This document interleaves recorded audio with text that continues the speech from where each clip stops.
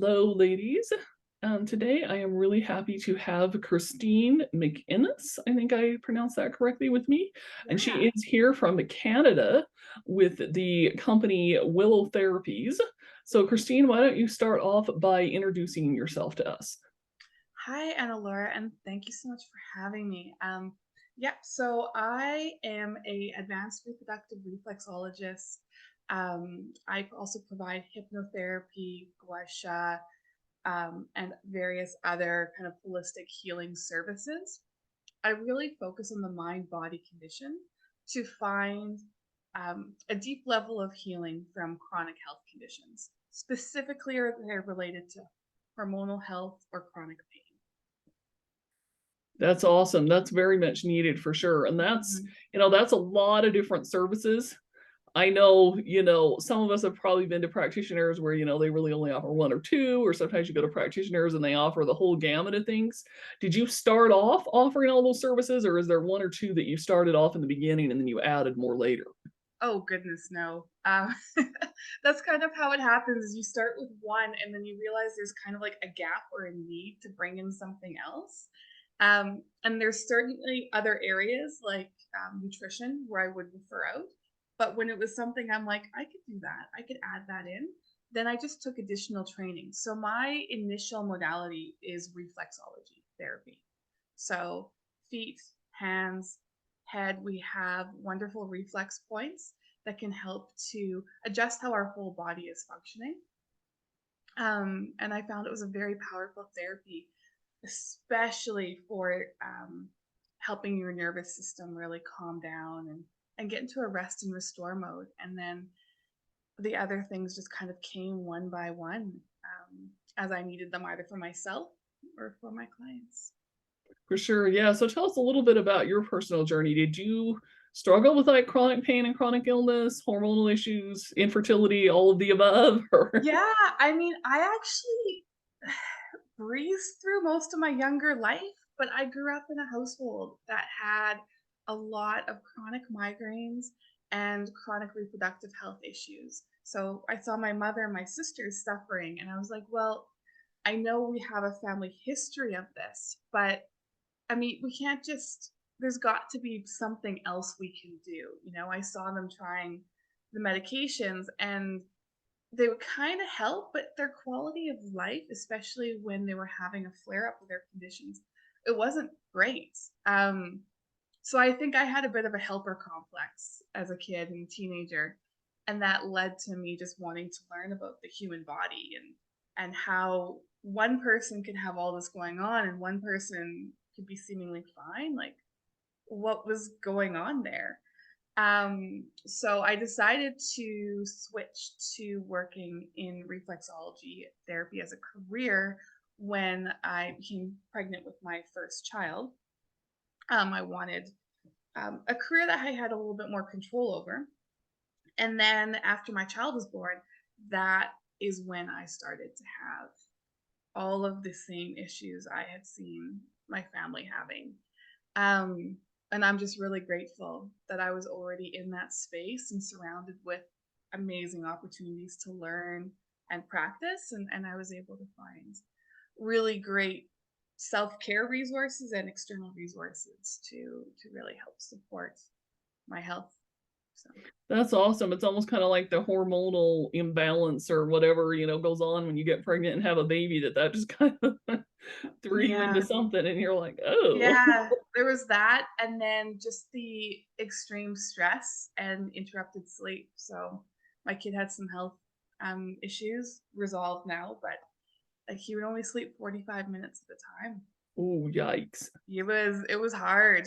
It was hard, and I think your hormones definitely shift. But as you know, with like I think your focus is on autoimmune conditions. Stress is one of the biggest, if not the biggest, trigger for any and all kind of flare ups. So, Yep, it absolutely is. I noticed that. I notice, especially with myself, that if I get really super stressed, I'll get these rashes that will break out all over the mhm, place. And then when the stress goes away, I don't have the rashes anymore. yeah, It's like, It's like as soon as I see a rash, I'm like, uh-oh, I must be Yeah. depressed from something. It's you see, I find that interesting. Like it a lot of the pain and the rash and the symptoms we're experiencing are uncomfortable or downright horrible, but it's really just your body trying to communicate something to you. Like, and that's where we can kind of really look at, okay, what's being communicated, not to say there's not an overreaction happening, but it's a sign, okay, we can start looking into what's at the root cause of this now, and start trying to reduce it at least. For sure, absolutely. And I always like to point out to people too that, if you're new to the autoimmune journey and or if you are getting rashes and it's popping up, all the time, maybe on a regular basis, and you're thinking, I don't know if I'm really that stressed. You need to look at your gut health and your nutrition too, which is really a Yeah. whole different Yeah. topic. But I know personally that my gut health is pretty much under control. And so, I know, and I don't get rashes a ton. So when I do get them, it's like I'm like well aware and in tune that, hey, this is a stress thing. Exactly. Yeah. And I mean, that's what makes it so hard with autoimmune conditions is it's not usually just one thing. You usually have a number of different factors combining to trigger a flare up. And then never mind that if you have an autoimmune condition, you're more prone to having other autoimmune conditions. So Hmm. you have Yeah, multiple autoimmune conditions all affecting you, which makes it very confusing to figure out what the heck is going on. it It's does. And that's the number yeah. one reason I think why traditional medicine and healthcare just doesn't, they don't get it. They don't You really know, know how to help people with autoimmune they conditions. get really great education in their area, right? But they'll kind of like you have like the one person focuses on one part of the condition, another person on another, and there's not always a great bringing together of all of the factors. And I mean, you don't have time to sit there and talk about how stressed out you are often, so they can't take that in as like a factor and talk about your diet in great detail with For sure. some professionals. And yeah. Yeah, absolutely. So if somebody's looking at getting started doing reflexology, what kinds of things should they consider as far as like looking for somebody or like how frequently they should do it, Yeah. all that kind of stuff? So for myself, I'm an advanced reproductive reflexologist. So I really, really dial into like the endometriosis side of things. I really get into some of the thyroid conditions. If you have um, something that's more related to kind of reproductive or female hormonal health, highly recommend looking for a reflexology therapist who does have some specialty knowledge in that. We're not super common, so if you can't find it, standard core reflexology is amazing for just supporting overall nervous system function. So it really helps to calm that stress response and it helps to support the brain processes that in an autoimmune condition are kind of going a bit haywire. So it can help to just kind of generally calm, support, and balance the whole system.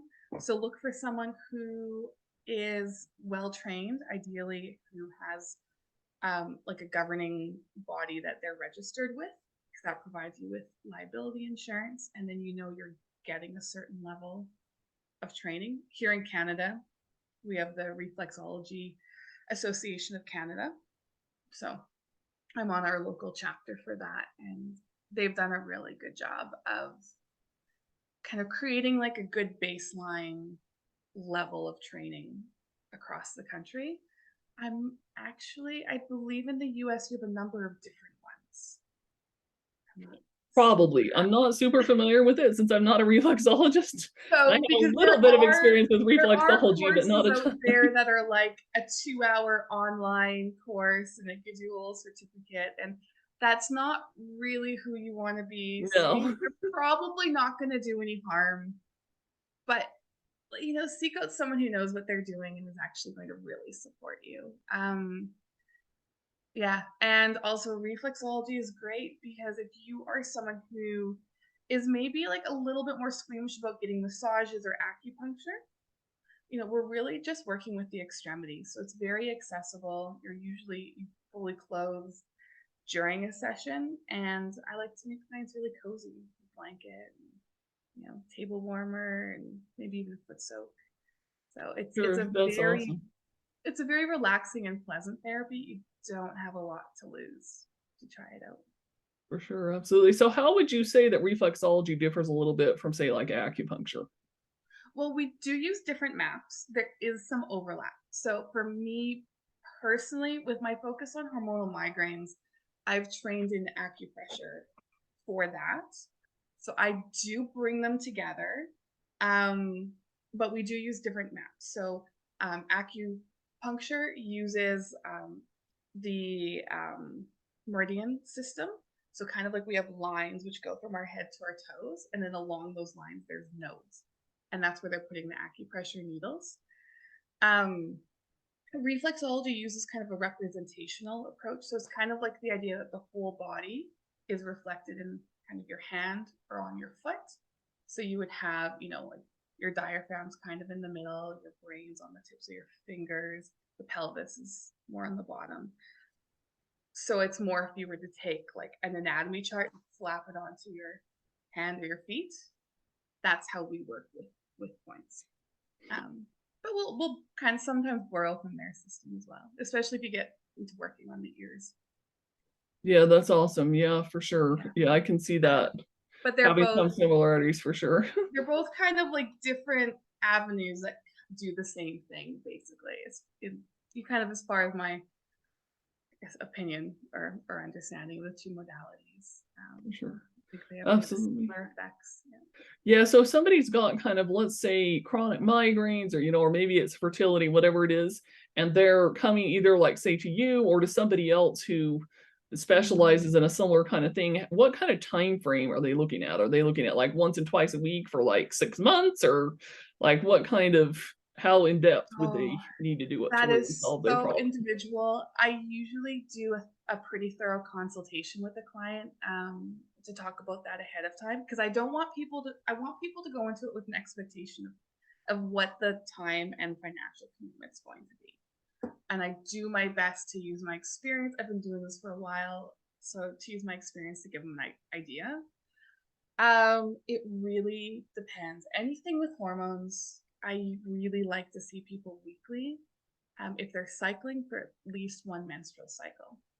Um, and then from there, it depends. I have clients with IBS I see every 3 weeks, and it seems to stay in check with that.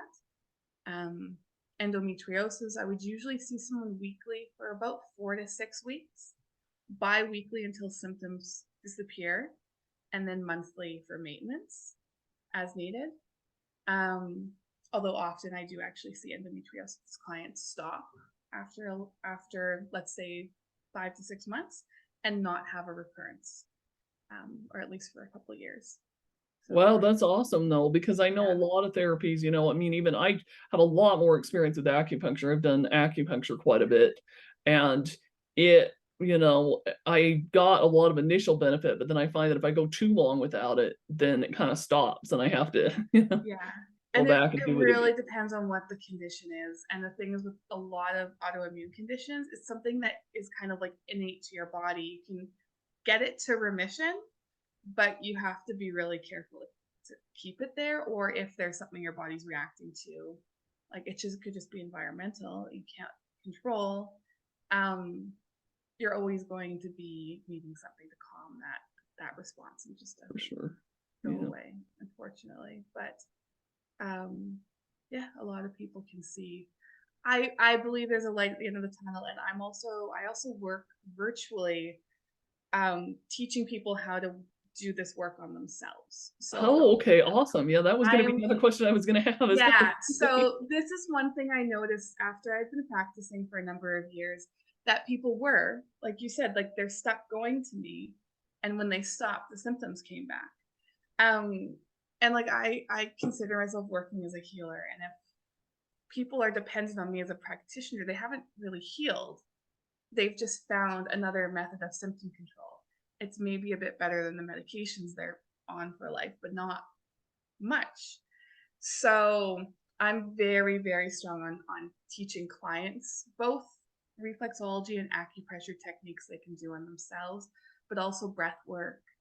I do find like meditation, visualization, hypnotherapy very powerful tools as well. And then I do go into some of the lifestyle, little bit into the diet and nutrition, but I do have people I work with on that. So it's about helping them to have resources in multiple areas so that there will be a point in their life where they're not relying on any medications to maintain good health, you know. That's awesome. Do you find that most of your clients that come to you initially are already on medications, or do most of them come before they've started the medications? Mm. Usually they're on medications and they're either wanting to get off. A lot of medications have side effects. Um, yeah, often they're either on prescriptions or they're just taking a lot of Advil. A lot of clients actually come to me at the point where the Advil is starting to give them stomach issues. Oh So my they know gosh. they need to stop taking as much Advil, so they're looking for something else. Unfortunately, people should come sooner, but I was just wondering because I was like, I'm sure that's probably how it is, but yeah. Well, I mean, and that's just how the medical system works too. You know, they're taught to rely on pharmacological solutions. So that's what we hear from our doctor, and you know, you have to really look to find the other options. for sure, absolutely. I feel like I was pretty lucky because my mom grew up with parents that were really into natural stuff, and my one set of grandparents were, and they passed on now. But when they were alive, they were very much into natural stuff and didn't want to take any medications of any kind ever. My grandpa went all the way till he died of a heart. He died basically from having had a stroke a month before on his 93rd birthday, and he didn't Wow. take any medications until like the last year of his life. And then it was my mom and some other people trying to convince him to take the pill because he just didn't want to take it. They just didn't do medications, and my they passed that on to my Yeah. mom. And so I can count on one hand the number of times I've ever had antibiotics in my entire life. Yeah. You know, there's really a balance to be had, and I think there's a lot of benefit to growing up with exposure to a different way of doing things. It's yeah, really For good. sure. Absolutely. It's, but I do consider myself blessed because I've never really considered, chiropractic and acupuncture and massage, some of these things. I've never considered these things to be weird because I just kind of herbs and tea and stuff like that. I just grew up Yeah. around all that stuff, And but I realized that a lot of people didn't. And so, I really feel like this is how our body wants to heal. You know, I yeah, think the pills have a place and they can really help give us a break from our symptoms so we have the energy and the resources to then look at other things. But our bodies want to heal from the inside out. And there's so many great therapies out there that support that. they absolutely do. Yeah. So somebody comes to you and they're just like, I don't know what I need. I don't know what I want. Obviously, I mean, you can do things like ask them Mhm. questions to find out what they need. You do things also like muscle testing, things like that to figure out whether they need reflexology, whether they need hypnotherapy, or do you just kind of get started with one therapy and then kind of add on as you see the need? Yeah, you know, really, well, people talk, right? So with a reflexology session, you're often like, especially if I'm working on the feet, you're seated facing each other. I mean, I do a thorough consultation, so I always start with a consultation before hands-on treatment. So a Yeah. lot of that comes up just through going through their intake form, talking to them, and asking about their symptoms. But yeah, once I'm actually working on the feet, they give a lot of feedback as to what areas are affected and what's going to support. And then I do it's called facelift massage basically, but it's massage techniques for the head, neck, and shoulders to help release tension. The goal like lifts and slims the face, which is fun, but it's actually very therapeutic because it helps with that jaw pain and it helps a lot of us hold tension there. So then that's the other thing. I love doing incorporating a little bit of that into a first session. So I can kind of get a feel for where tension is being held in the upper body as well, especially for migraines, because a lot of people with migraines have like a forward head posture, and then that tension in the back of the neck is a big factor. That's cool. I never really even heard of the facelift massage, but that's pretty awesome. I like that idea. It's pretty fun. Yeah. Why not have both benefits, right? Healing and that was actually so I studied facial reflexology. And it was like an add-on, and it has been very powerful because when someone has a visual change to their face. They look in the mirror every morning. It really helps them to feel like there's been an inner shift as well. Like it really helps to support keeping up with the practices and keeping up with the therapy. So people get better results. And that's another thing I can guide through virtually as well and get people doing a 5-minute routine every day. It's amazing. That's cool. Okay, so tell me a little bit more about the virtual side and how that would work if somebody wanted to work with you that way, since, majority of people listening to this probably won't live near Winnipeg, Canada. Yeah. So. I'll definitely be sharing it with my people. If you're in Winnipeg, shout out. Hi. But yeah, so I also realized like a lot of the supports I was giving my clients, I could do virtually. And COVID, we shut down. We realized we can do a lot more than we thought, even from a distance. So that's where the hypnotherapy really, I really love to bring that in because that I really can helps see to that unlock working. Yeah. your ability to listen to your body, find out what your triggers are, what's causing the root cause of the problem, creating healthy habit formation. You want to eat well, you want to drink more water, but it's hard. Hypnotherapy can make it like you just reprogram your subconscious. It's pretty neat, actually. And then I'm guiding people to use their own exercises. I'm guiding through breathwork sessions. So you get that immediate pain relief from those sessions. And I also provide program support if people want it, where I really work through discovering your triggers and managing them over time. Cool. So if somebody was interested in that, they would just go to your website and there's information there on it. Yeah, I'll give you the links, but my virtual services are primarily on www.online.willowtherapies.ca. Okay, awesome, cool. Okay, so we'll link to that then. So if you're interested in exploring the online virtual options, then we'll have that link below and you can contact her. Yeah. Cool. Well, is there anything else you'd like to share with anybody before we finish? Well, yes. So I think we had talked in the pre-interview. I like to leave people with a practical tip, like something they can take away and do. So with autoimmune diseases, anything that can really help to support the parasympathetic nervous system, or that rest, restore, digest mode, is really powerful. So I usually will start clients off with a breathing exercise called diaphragmatic breathing. Are you familiar with that? I've heard of it. Yes. Okay. So do we have time for me to go into? Yeah, sure, of course. Okay. Let's try it. People can listen. Before I go. This might be, we might want to say to those of you listening to the audio, this might be good. The video will be posted on my YouTube channel that we'll link below, and some of you may want to go check out the video on this one. Yeah, I'll this is I can talk through this one too, but basically diaphragmatic breathing is the idea you're breathing with your whole torso. So when you take a deep breath in, often if we experience a lot of pain, we breathe up here in our chest.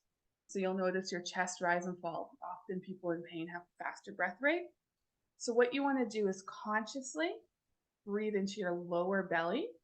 It helps to put one hand on your chest and one hand on your belly, kind of just below your belly button. And as you breathe in, concentrate on bringing your breath down towards where your lower hand is and feeling the belly move out first, and then let the breath come up into the chest. Exhale from your chest and exhale from your belly. And just take longer, slower breaths that way, breathing belly first. And then when you breathe out, bringing that belly towards the spine. So you're getting a large, full breath. So this helps to support the vagus nerve response, which is also really great for digestion and gut health. But very, very supportive for autoimmune. Yeah, they've done a number of good studies on this, that it reduces symptoms quite significantly. It actually feels really good right now to just sit here and do this. That feels so good. Hey, so my guided session, the first little bit, I'm always starting with some kind of breath work, so you leave feeling amazing.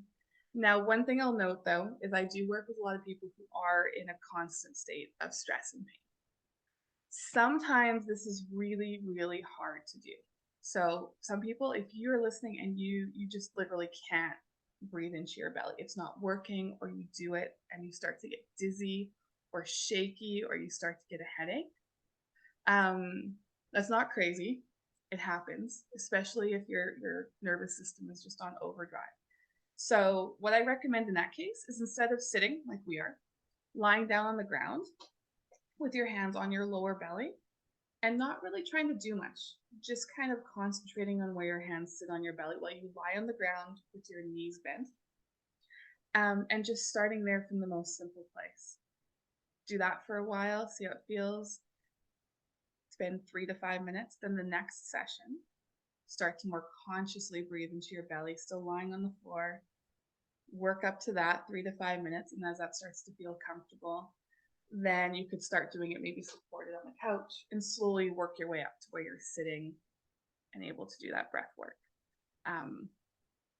Because it can be quite hard for some people, as simple as it is. Yeah, just start at the most simple place, the place that helps you feel good. And the best results from that, this is going to sound like a lot. So one of the areas I support is perimenopause as well. Also responds very well to this. 3 times a day, 15 minutes at a time. Most of us probably don't have the time to do that, at least not right off the bat. If you can, amazing. But I recommend just starting with 5 minutes a day of that conscious diaphragmatic breathing, and then building up as you can. That's awesome. I love that. Yeah, that's great. Just take some time away. Just make yourself stop working for a few minutes. If you're in pain, if you have an autoimmune flare up right now, just give it a go. Try it for like every day for a week and see if it makes a difference. It's not going to cost you anything, and you have everything you need to do it. It's awesome. Thanks so much for sharing, Christine. That's awesome. Yeah. Okay, anything else that you wanted to share then? I think that is all for today. Yeah, if you're interested in having the full breathing exercise, I do have a free resource. Um, it's on my website, but yeah, I don't know if you want to link that as well. Yes, I will Yeah, link that too, so you can send it to me. We will link that. The main website will give everybody for anybody's yeah, listening, but you'll find the resources in the show notes, so you'll definitely want to take a yeah. look at that. I Is have willowtherapies.ca. I have a 5 minute guided version, a 15-minute guided version of breath work, and then some reflexology for hormone balance in that free resource. So Awesome. That's lots of amazing. info for you. I'm probably for sure gonna download it myself and take advantage of it. Yes, yeah. Well, thanks for having me. We can certainly chat more if you want later too. For sure. Yeah. Absolutely.